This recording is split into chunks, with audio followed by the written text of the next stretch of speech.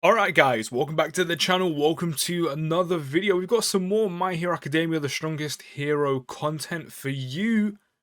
And as you can see, we're back on Zoro's Twitter once again, just like yesterday. And we're going to kind of expand on what we were talking about yesterday. Before we do get into that, if you could, as always, go down and drop a like on the video. Subscribe if you are new, if you have been enjoying the content. And go plus or chat! Of course, your support is very much appreciated. See,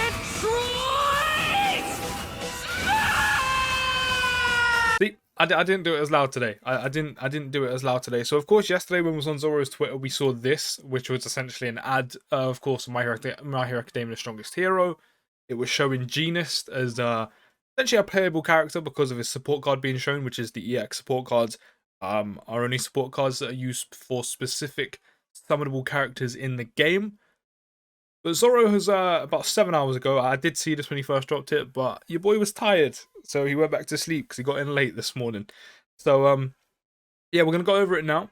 And as always, since we're on Zoro's Twitter, link will be in the description down below. Go drop him a follow.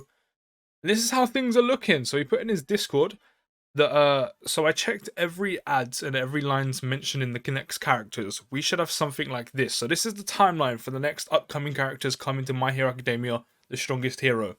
Should be Mina, who of course recently dropped on TW and CN through a battle pass, and it looks like Global's going to be getting the same, so she should be I think A rank free to play character, which is sick.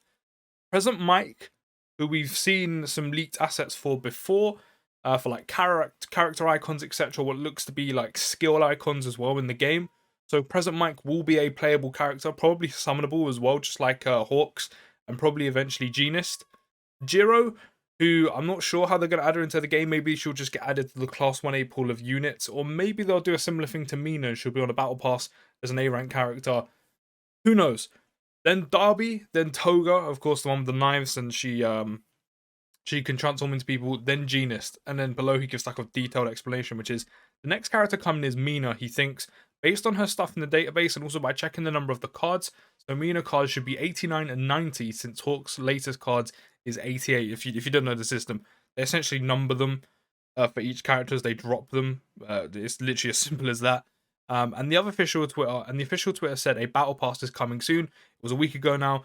Of course, as I said, the way Mina was introduced to TW and the CN was through a battle pass, and Global is getting a new battle pass soon.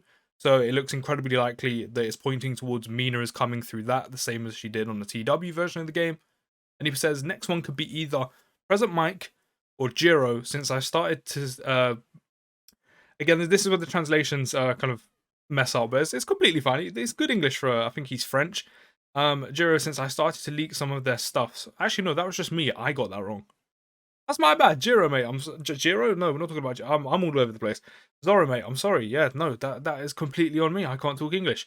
So by looking at cards, the card numbers, it could be something like this: 91, 92 Genist and 93, 94 Jiro.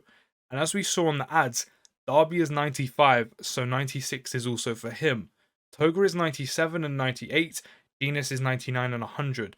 And at the bottom he says, please consider that this list is only based on my personal finds and from the ads we saw on the internet. It can be totally wrong. Which obviously is yeah, for Global the devs could easily just switch up. You know, it could be this order. They could easily switch up and say, okay, Mina's coming through the battle pass. We'll have Darby, then Jiro. Like, this order isn't set in stone. With the global version of the game being its own entity, being its own thing, they could literally drop whatever order they want to. So as I said, it could literally be Mina through the battle pass, Present Mike, Jiro, Darby, Toga, then Genist, or it could literally be Present Mike, Genist, Darby, Toga, or then Present Mike, Toga, Jiro, Darby, Genist.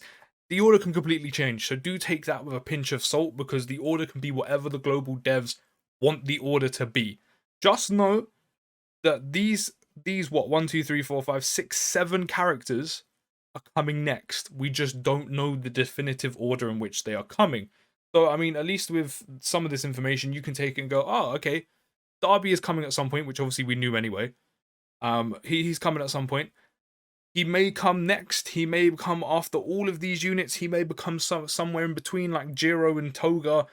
So you can try and save, or maybe you want Toga, maybe you want Genist. So you can kind of save accordingly.